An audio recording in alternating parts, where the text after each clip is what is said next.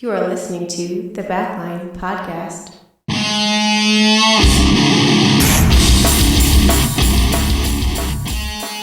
I'm Trey, This is Tristan. and you're listening to the Backline podcast. Welcome back to the Backline podcast. This is Tristan, and no Trey today, just me. We had some scheduling conflicts and a little bit of a time crunch coming up, so it's just me today for episode 24. I'll be kind of going into the weeds a little bit and talking more about the more technical side of recording, kind of my forte when it comes to our setup and our production. So if you're into that and you're ready to listen to some nerdy stuff that more or less is specific to our process, stick around. Otherwise, put this on when you're trying to sleep, and I guarantee you'll be at least drowsy or annoyed within 10 minutes. So, all right. I'm just going to dive right into it. I'm not going to take any time to, I think normally we'd be talking about, what are you doing this week, Tris? And I'd be like, working. And I'd be like, what are you doing this week, Trey? And he'd be like, working. And we'd talk from there. But yeah, no, I'm just going to dive right into it. So what I kind of wanted to talk about when we were looking at topics and stuff to go through here is just kind of our recording setup and what matters, what doesn't matter, and maybe more specifically to our genre and kind of level of music, what's important and what's not. So I'll kind of start with my forte and kind of what I do when we're setting up for recording or if we're just setting up for a demo. Obviously when we're in the process of writing music, we won't typically record to a click track. Sometimes we'll record riffs if we're just jamming or something. I'll just leave Ableton running, Ableton being our recording software.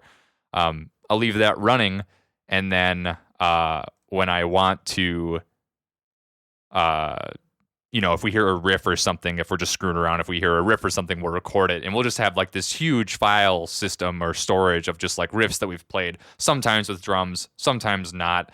Sometimes we'll get an idea of how a song is supposed to sound or what part of a song it is. You'll play a riff and sometimes it's yes, this is very much a verse riff, or this is a spot that needs vocals and we'll mock vocals in the moment, right? Or play different drum beats over whatever riff is going on, or you record it and it's whoa, that's definitely a big chorus riff, and you notate that when you go to actually save whatever it is or wherever it is that you're saving these riffs and whatnot. So we'll have just this big file system of half riffs or half bits and pieces, and that's a good way to start. At least the crafting process will usually start there, but sometimes we'll also lean towards just having a riff and then just messing around with it until if a riff is good enough, I want to say what was that, Red Eye, when you start crafting a song like that where the whole song kind of writes itself in the moment, we'll just actually just keep playing that song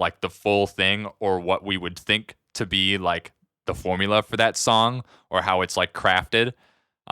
This is the verse riff, this is the chorus riff, and we'll play that without recording it because it gives it a different feel, right? And I got into the weeds a little bit there, but again, that's going to be this whole episode. So after recording these riffs, we either come back to them or, what the long and short is that we aren't structuring that. These are just riffs. It's a bank of riffs that we can reference or remember now. So the recording software is not just for recording official stuff.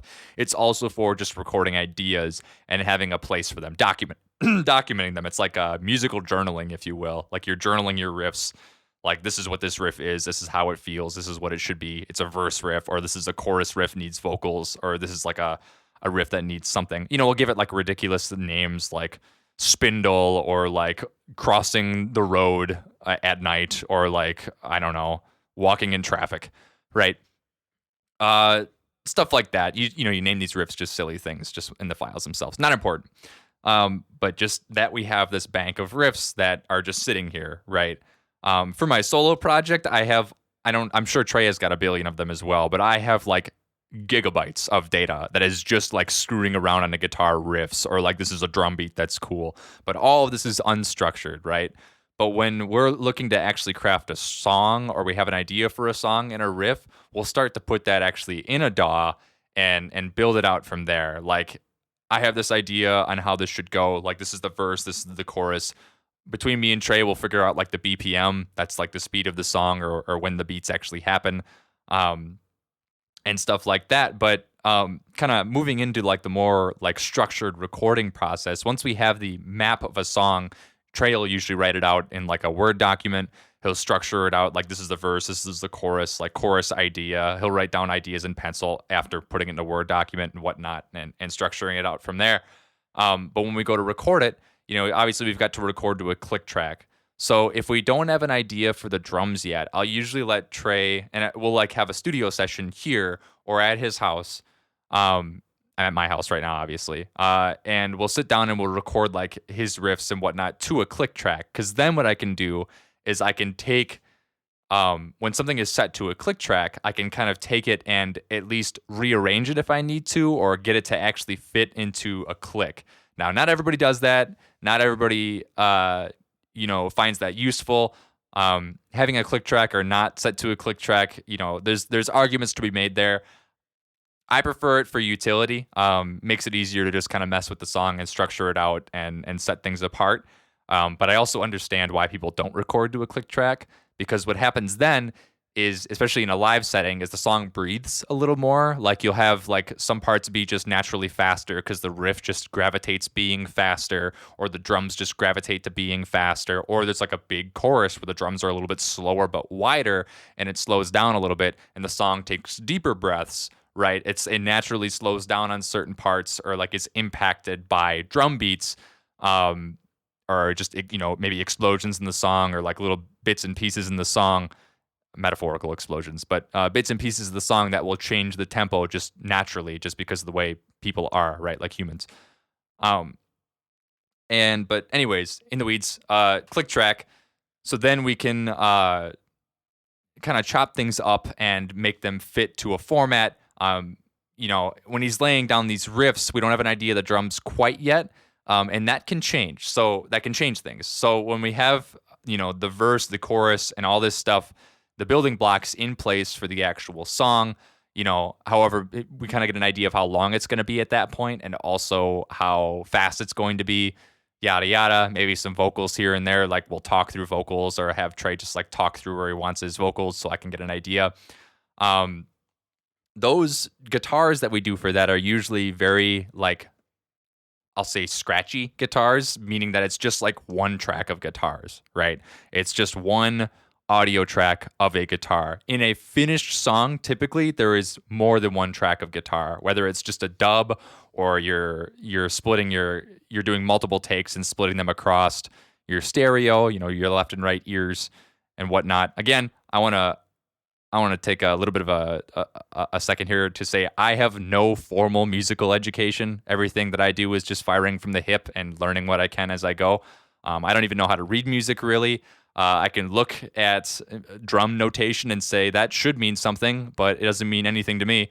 I usually just play by feel and play by ear. Everything I've learned has just been kind of just like figuring it out on the fly, or, screwing around with it enough to get an understanding of how things work, which lends itself to knowing how a song should feel, but sometimes you don't understand why it feels a certain way.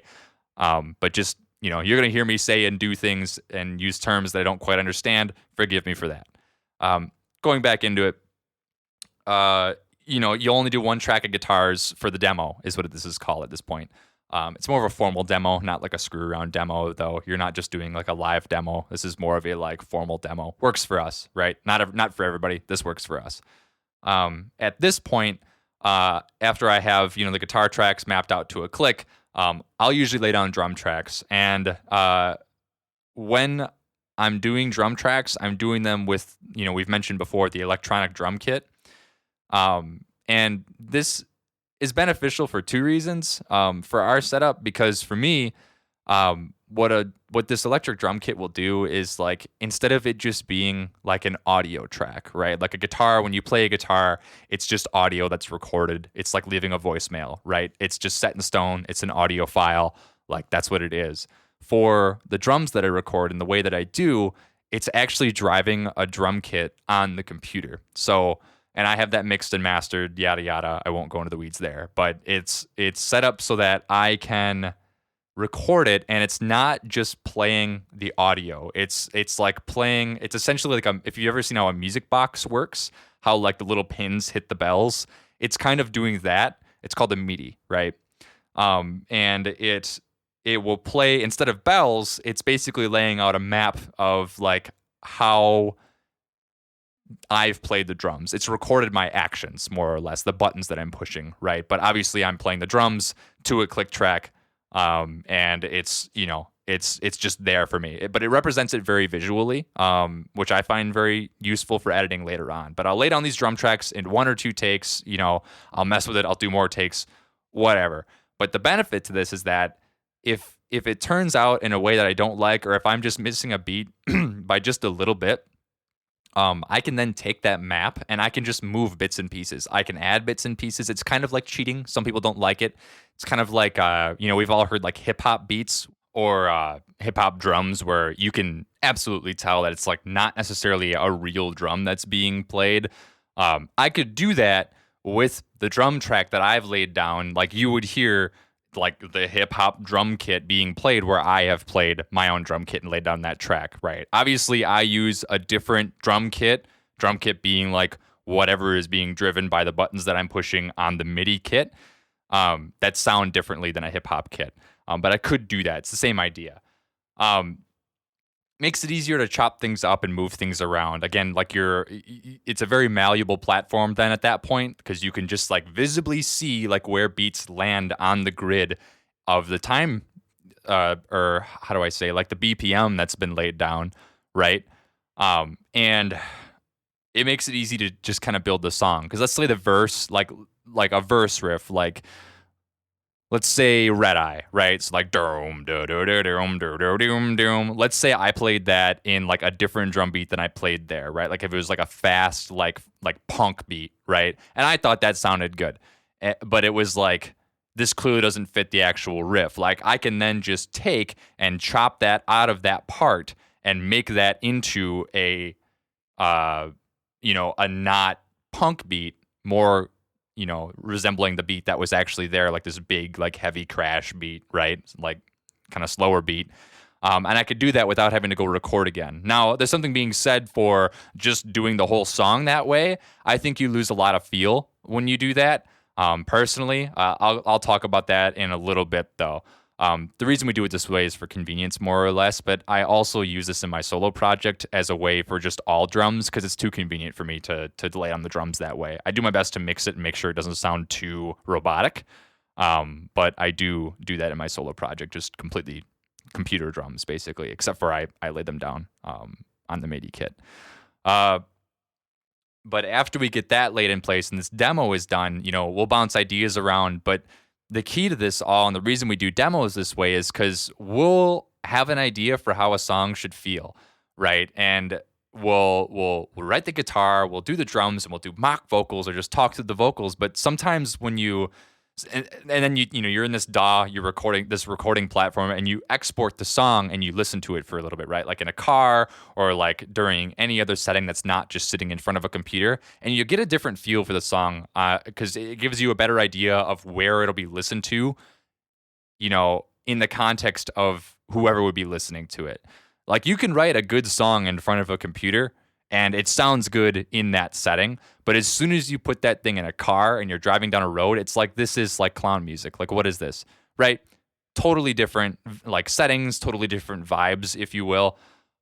Sets everything differently. So the reason we do demos like this and export them and get them listened to at that point is because you're in the crafting stage. It's like you're cooking a meal. You should be tasting the food so long as it's not, raw, something that's going to kill you if you taste it.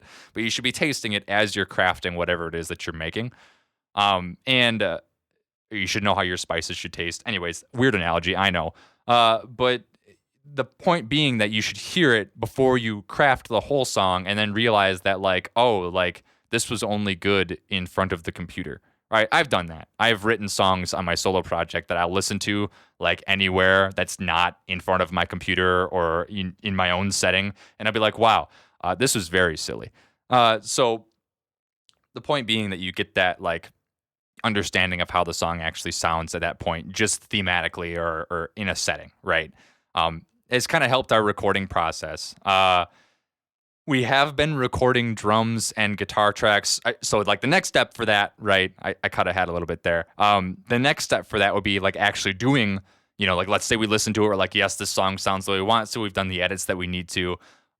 Let's start the recording process, right? So at that point, it's kind of the same process, right? If I have an idea of how the drums sound or how the drum track should go, we'll typically lay that down first with space in the DAW in front of and behind of the song. Because what happens is sometimes you'll write a song and you'll be like, oh, it needs to have an intro that's like different. That's like not music, right? I'm trying to think of a good context. We've all heard songs where there's like, I mean, what am I thinking? Like Thriller by Michael Jackson, right? Has that like weird intro where it's like a horror movie or whatever. Like that would be added before the actual song itself. And I'm sure there's better ways to do it, but we just find like having that space, or I personally, as the person who is like producing this stuff, find it easier just to have that space there because it lets you experiment by dropping something in place without screwing up the rest of the scene.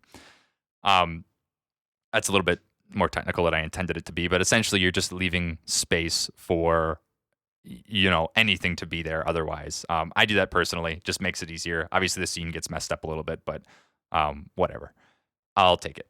At that point, we're recording guitar tracks. We're doing guitar track dubs. We're doing drums and vocals and bass and everything, right? Like we're actually recording like it's a studio, multiple takes of everything, multiple tracks of everything. Huge memory usage, but we'll usually start by laying down the drums first if I know what's going on. Like if we're not changing anything with the drums, we'll live track the drums.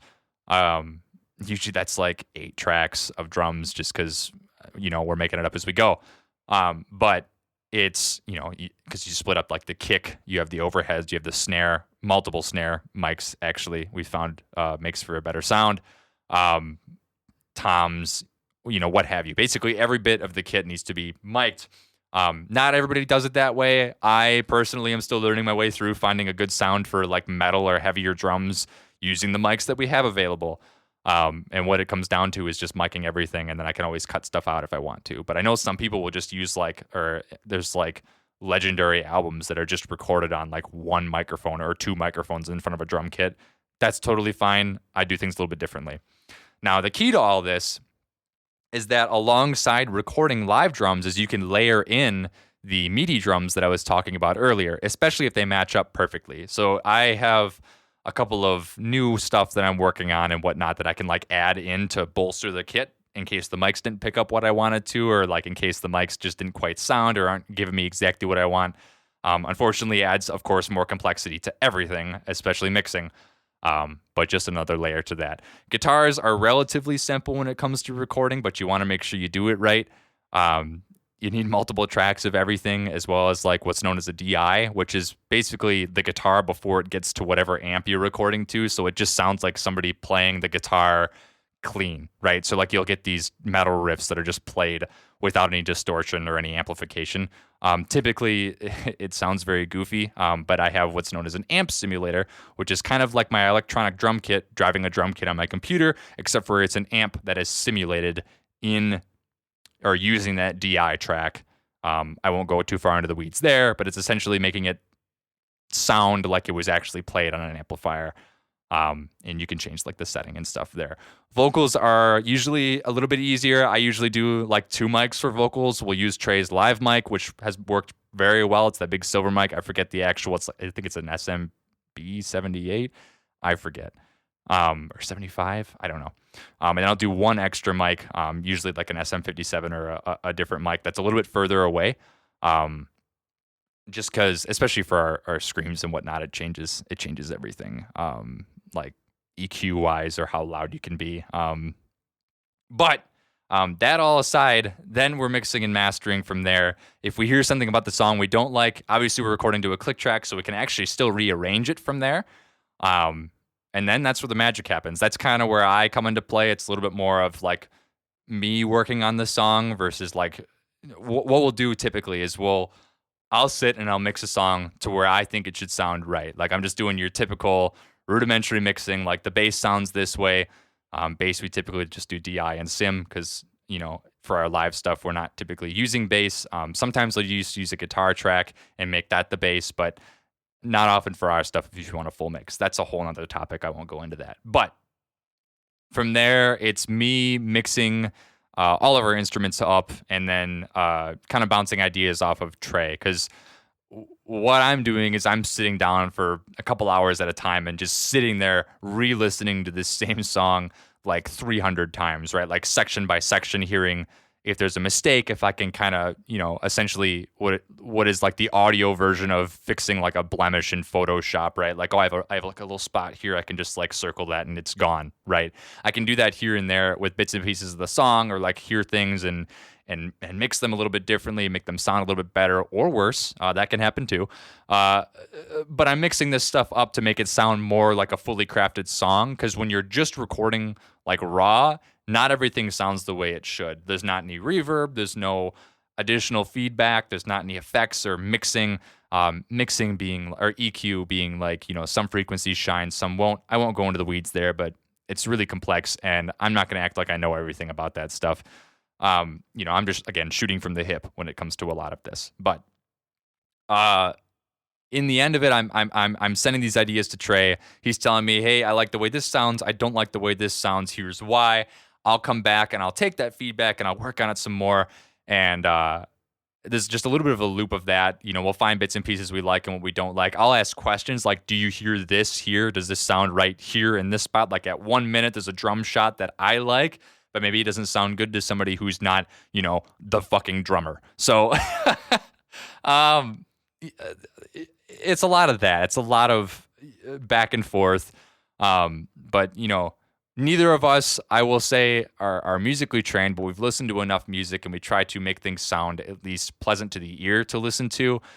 There's a little bit of nitty gritty here and there, because like there are things that when you're listening for them don't sound good, but then they do sound good when you're not listening for them. That being like vocal distortion, a snare being overcompressed or explodey, right? The bass being fuzzy, right? You wouldn't hear it, but there's a lot of songs where the bass is just fuzzy. If you soloed the bass, it would sound like, somebody was playing it through a walkie-talkie, right? With a little bit of extra low end. But if you listen too hard for that stuff, it doesn't sound good. So we got to be careful there when we're mixing too, so that we're not making it sound worse by making certain other things shine where they shouldn't. Beyond that, you end up with the final product, whether it's good or bad, or mixed properly or not. It is what it is, and that's kind of what I wanted to talk about, like knowing your context and how good things should and shouldn't sound. So I have a solo project, right? This project is designed for, I started it because I wanted to learn about mixing and mastering and making my own music, right? I've always been, wanting to write my own music, and I've written stuff here and there, but I wanted to kind of start to put pen to paper and actually make stuff happen and see if I could get feedback on whether it's good or not. And then just kind of dive into the more technical aspect of recording and whatnot, because I've always had an idea about that. So This is a complex topic, and I won't make this last too long, but music in context is important, because we're in a place where our music can sound good, right? Like we can make it sound like perfectly mixed for radio. We can make it sound, really clean and whatnot, but there's something about hearing music, like I'm not going to beat around the bush. Like our music is amateur music, right? We're not under a record label. We're not under, amateur, semi-professional, somewhere in there. I'm not going to say we're like, the fucking best. We're the top of the roost, baby. We're not there, and that's fine, right? Like we're musicians. We do music well. We play music, but our music does not need to be perfect, right? It doesn't need to be approved by the producer, right? Or by whoever is sponsoring us to say like, yes, we want our label behind this, right? It's just a couple of the guys making music, right? And sometimes we get hung up on that. And I think a lot of people get hung up on that, where they just need it to sound, fucking perfect. Personally, I really like when music doesn't sound perfect. I'm a guy who likes to hear, somebody's like 2-track demo that they recorded in their basement, and they're like, dude, listen to this. I wrote this. And it's like, that's fucking awesome. I love that. You like did this, like blood, sweat, and tears. You made this music. That's awesome. Love hearing that stuff. Not everybody shares that opinion. But I like hearing stuff that's more raw because it's a little bit more unfiltered when it comes to like the emotional or topic that is involved with the music, right? It's more connected to the actual root. What I find with music that is overproduced or overdone, over manicured, over, I don't know how you say, like it's too clean, right? Or not raw enough, is that it loses that artistic connection to whatever it is that it's trying to represent, right? Whether that's like, the emotional topic that they're describing, or whatever. Now, people can like that. That's totally fine. I totally understand why you would want like a clean sound, right? Because like if a song is going to be played at a bar or like at a stage or like in a sound stage where like they have really good sound equipment, you want that to be mixed and mastered basically perfectly because it's got to shine. People have to hear it and hear like the words that they want to hear, like the vocals have to shine through and what have you. But for what I will call like, again, semi-professional music. We're doing it professionally, right? But it's like amateur music yet. And it is, it doesn't need to be perfect. It doesn't need to be radio ready. It can be raw. You can hear mistakes. I mean, like, I'll go back and I'll listen to music from the 80s and the 90s and maybe early 2000s too. And you'll hear mistakes. Some of my favorite drummers just leave their mistakes in. Like you'll hear the mistakes, especially now that I've, done mixing and mastering. I'll like listen to a song and just like try to critically listen and process what's going on. And I'll hear mistakes and I'll be like, that added so much to that song. There's so much flavor there. It's not, it's human. There's something there. And this kind of goes back to our recording process. And the reason I bring it up is that we're recording with what we have available. And trying to make it sound as well as we can, but also sit within the context of, who would be listening to it. So there's a whole balance there. There's, alongside the recording process that is, may or may not be what a studio would recommend for actual recording with instrumentation and microphones that aren't the best, aren't studio quality, and making it sound the way we can. So this all being said, the point being that I wanted to bring this all up is that if you are interested in making music, if you are somebody who is a musician or somebody who is trying to learn how to make and produce music, you should just try it. Just try it. Just get out there, do your best to record, use your knowledge or whatever you can learn online. Really, there's just oodles of information out there on YouTube, whole recording tutorials that I could probably myself learn from. Gosh, I have some saved that I've learned from that I just reference every now and then just to remember how to mix things. There's just all sorts of this knowledge out there, and you shouldn't be discouraged if your music does not sound like these top 40 record labels that use, producers who are paid hundreds of thousands of dollars per album, right? To make these songs that are, they play on repeat on the radio or in commercials and whatnot. Like your music is never going to sound perfect. You shouldn't be afraid of making music that doesn't sound perfect. And I think that that's just kind of like the theory that I stand behind at this point, I guess. And I know this all sounds kind of self-gratifying, but really, like, I know there's a lot of people who agree with that idea that music these days is just, overproduced garbage. They didn't make music like this back when they were recording on tape and stuff. And that's a whole nother topic, tape recording or vinyl and whatnot. But I won't go too deep into that. But this has been In the Weeds. I just want to, cap it off with saying that, this is our recording process at this point. Everything I've described up to this point is kind of our method, and more in depth on what I do. I'm sure I've, gone over some points that we've already explained before. But I kind of wanted to just take this time to just kind of talk for a half an hour about our process and whatnot. Kind of like the part that I'm really interested in, like where I kind of dig in and work my magic. So hopefully not too boring. Hopefully the way I talk wasn't too annoying. I know I ramble a bit and talk in circles and whatnot, but hopefully this has been at least knowledgeable or, hopefully you're asleep by now if you're listening to this for that reason. But yeah, this has been the Backline Podcast, In the Weeds with Tristan. Just talking about everything here. That's pretty much it. Thanks for listening. Catch you next time. Thank you for listening to the Backline Podcast.